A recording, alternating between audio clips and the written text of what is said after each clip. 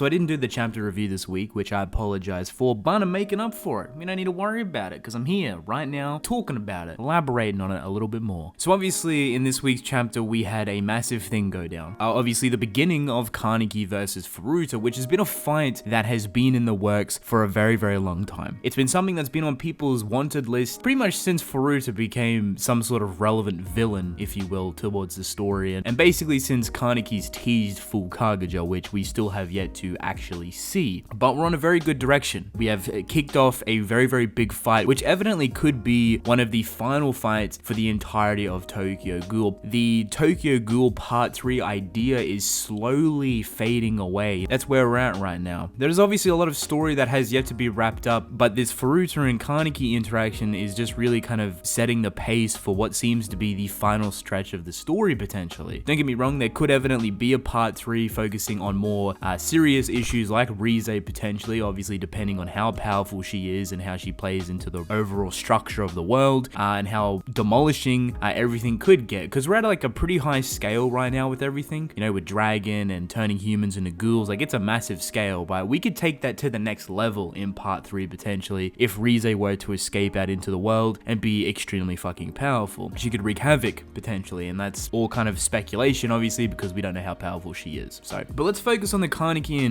Furuta situation, because after this fight, after this encounter, obviously everything changes, right? And I'm going to go through and look at some of these specifics on what actually changes regarding both characters in general, strength, power scaling, etc, etc. So the first thing I want to talk about is actually Kaneki, because his situation right now is very weird in terms of his abilities, what he truly could be capable of, and how powerful he could evidently become. Throughout the entirety of this story, right, Tokyo Ghoul and even Tokyo Ghoul Re specifically, Kaneki's full Kagura has been something that Ishida has eluded this entire time, right? Every single time we think we're going to get a glimpse of Kaneki's full Kagura, we don't get it. I think the clearest kind of depiction we got of Kaneki's full Kagura would have been the final fight between Arima and Kaneki, but even then that was him building his full Kagura. It wasn't something that was stable, if you will, and he never got to evidently complete it. We then obviously had the situation with Suzuya and Kaneki, which we actually didn't even get to see, which leads me to believe, as strong as that full Kagura was, Ishida didn't want to show it for that specific reason, because it was just going to get absolutely overshadowed to an extent by Suzuya and Hanbi, which, mind you, supposedly it was quite an even fight. Kaneki wasn't as strong as he could have been. Obviously the rapid aging was coming into play, as well as Suzuya and Hanbi, both in Naruto's, pretty powerful, right? I just know a lot of people were disappointed with that fight because we didn't specifically see it, which, to be completely honest, doesn't actually bother me anymore. If I was just going to see Kaneki in a full Kagura for the first time, mind you, get completely trashed on by Suzuya and Hanbi, mind you, it still would have been a cool fight, but ultimately Kaneki coming to a loss the first time we see him in a full Kagura, I feel like the repercussion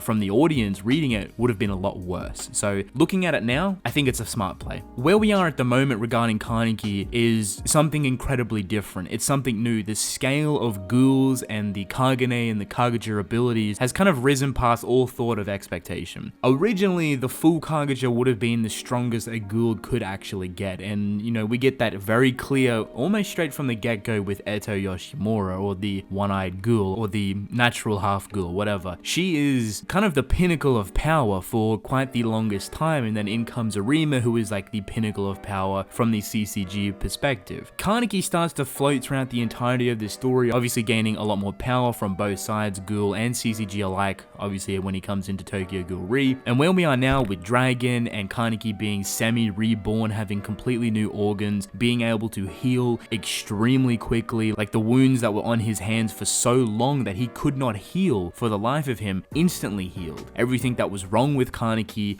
theoretically should be cleansed and demolished. So the rapid aging should be demolished. The issues that Kaneki was facing should be demolished, and his regeneration is completely bizarre. It's out of control. This level of ability right now is something that we could have never expected, and this obviously comes in the form of Dragon specifically, a tool that is giving birth to what seems to be extremely powerful ghouls, if you want to call them the quote-unquote next generation of ghouls, or the purest form of a ghoul, or maybe even gods if you want to go to that extent. When you think of Kaneki, he's just a slither of it. He is just a small portion of what Rise potentially could be. But even to this extent, Kaneki Kaneki has not even shown what he's truly capable of. This fight right now with Kaneki and Furuta is leading up to that point. This week's chapter gives us a good insight on how much more complex Kaneki has gotten when it comes to using his Kagane abilities. And you can see him feeling it out in this chapter. He knows he's a lot more quicker. He knows he can put a lot more effort into it. He knows he's not gonna,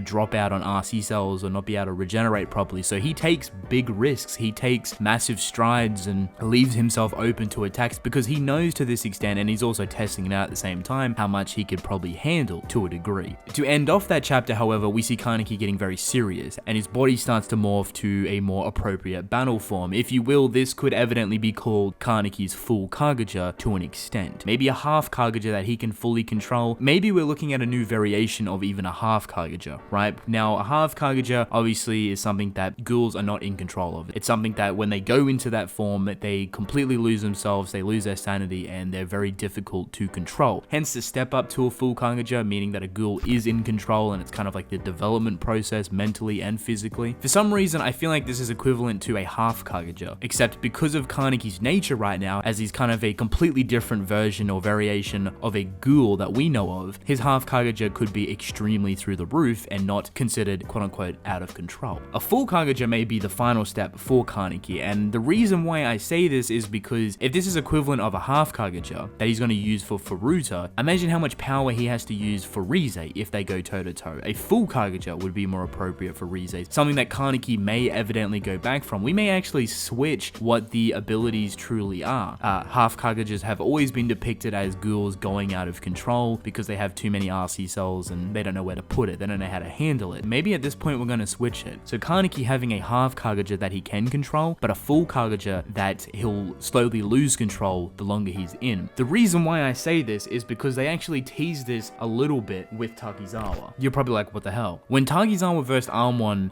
both in full Kagajas for the very first time, there was a very interesting panel of Takizawa slowly losing control right at the end of the fight. If Takizawa were to continue being in that full Kagaja form, he most likely would have lost himself, which is kind of the breaching point. You know what I mean? Just because you lose control in a full Kagaja, it doesn't equate back to a half Kagaja, right? It's more so the fact that yes, you've gone into a full Kagaja, yes, you've controlled it to an extent, but the longer you're in it, the more damage you're taking, the more RC cells you're reproducing, the more powerful you are getting while you're in this full Kagaja. Sometimes you cannot handle it. And I found that very interesting. The fact that Ishida slowly teased it a little bit for Takizawa of all characters as well, considering he is mentally unstable throughout the entirety of the series, but coming into that fight, he was quite stable. I found it interesting. So maybe we could implement that with Kaneki. If Kaneki were to evidently beat Furuta to an extent, maybe, or manage to stop him or slow him down in his tracks, and Rize comes out to play, a full Kagaja may be up Kaneki's sleeve. It may also be the final form that he actually goes in, a form that he could evidently die in, if you will, which obviously kind of equates to more so my personal ending with Kaneki and Rize killing each other, kind of absorbing each other or something like that, which kind of brings the entirety of the story full circle. It's kind of symbolic, if you will, with Kaneki and Rize joining at the beginning of the series to ultimately joining at the end to bring everything to a conclusion. At the beginning, they joined and the whole world opened up for Kaneki. Now they're going to potentially join again because for some reason they're connected. Kaneki can literally sense Rize, so maybe a full Kagaja form equivalates to versing Rize, and he could ultimately start losing control in that full Kagaja form because the longer he's in it, the more RC cells he's devouring and using, it may get rabid very, very quickly. With Kaneki out of the way, I want to talk about Furuta. Specifically, I'm not too sure how Ishida is going to handle Furuta because I got to give my man's props, right? He is going up against Kaneki, who at the moment, like I said, is just a untested ghoul. He is a new form of ghoul. He has got these abilities that no other ghoul has, and Kaneki's limits are through the roof. But Furuta at the moment is a character that has so much mystery surrounding him that Ishida could put so much emphasis on his past, his backstory, to help build up this overall strength. There is something to Furuta that we're obviously missing, which I believe the next chapter will clarify. The reason why Furuta is evidently so powerful to begin with. How far does Furuta's power go, however? I'm not entirely sure. He handled Kaneki extremely well in this chapter. One could easily say that Furuta definitely took the W for this week's chapter, and to be honest, he put the pressure on Kaneki to force him into a new form. He's not weak by any means. The only issue I have is how Ishida obviously portrays and backs up how strong he truly is. I need this in the context of a flashback, or something that made Furuta powerful, or an experimentation that has helped progress Furuta or something like that, right? A as long as Ishida plays on that situation, you know, puts obviously more clarification into Furuta's character in saying why he is as powerful as he is, why he can go toe to toe with Kaneki when Kaneki's been reborn basically from Dragon. He's been blessed with the ability of healing almost instantly and what seems to be extremely powerful to boot. How can Furuta handle this? Why is Furuta as strong as he is, and how can he handle such a new bizarre version of Kaneki? I think that was kind of the weirdest thing for me in the chapter. As much as I loved the fight, I think the clarification for Furuta is very well needed. So I think that small teaser we seen with Arima and Furuta when they were younger definitely should segue into the upcoming chapter, because it did seem like it was a Furuta-eccentric chapter. I forgot the title of it, but it seems like it's going to be a massive flashback giving us a lot more clarification on Furuta with why he's so powerful and how it kind of equates to him versing Kaneki now. Kind of puts him on even footing to an extent. At the end of the day, so far, there's only so much that I believe Furuta can realistically do. Yes, I am at fault at overhyping characters, but Ishida has depicted Kaneki in a whole new light. He is in a new realm of his own. I still want Furuta to give Kaneki a run for his money, but at the end of the day, I don't think Furuta should evidently win unless there is something that in the mystery of Furuta we have yet to find out, which could be a majority of different things. The reason why I wanted to mention that specifically as well is because I've already seen people already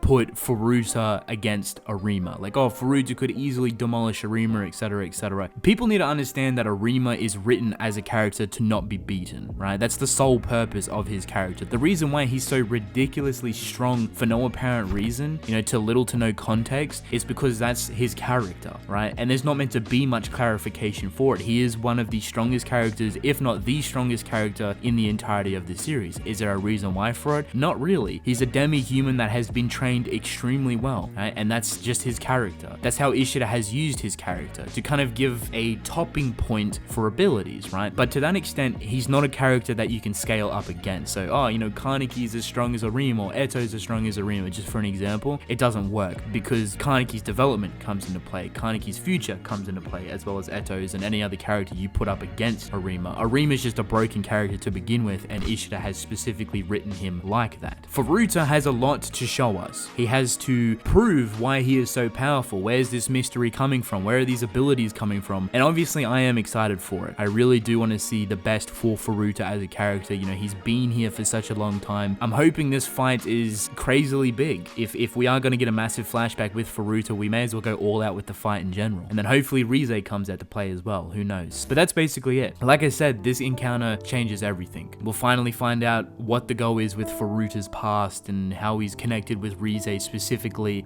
in terms of like their childhood at the Sunlit Garden, what Furuta went through maybe physically and mentally growing up, why he's so powerful to begin with, his Kagane that was implanted into him, everything. It changes the overall power scaling for ghouls in general. Kaneki is in a whole different realm, Furuta is in a whole different realm right now, and potentially Rize is sitting on top of the whole thing in a whole different league, which maybe no one can touch other than Kaneki. Who knows? To me right now, this seems like it's definitely going to shape the ending of the story. Whether we get a part 3 or not definitely depends on these upcoming fights, but these fights seem final. These seem like the big finale climatic fights that end off a legitimate story. To be completely honest, I'm kind of nervous to see how Ishida handles all of this. If Rize is going to be the end all of villains, how powerful is he going to make her truly? Because she's got to be powerful to some extent. There's no point going through this entire ordeal and structure of creating Dragon to give birth to one singular being potentially, to have her be, you know, completely overshadowed in a 2-chapter fight against Kaneki. I don't think it's going to be that simple, and I'm hoping Ishida gives us something big and great to work with if he is thinking about ending the series for good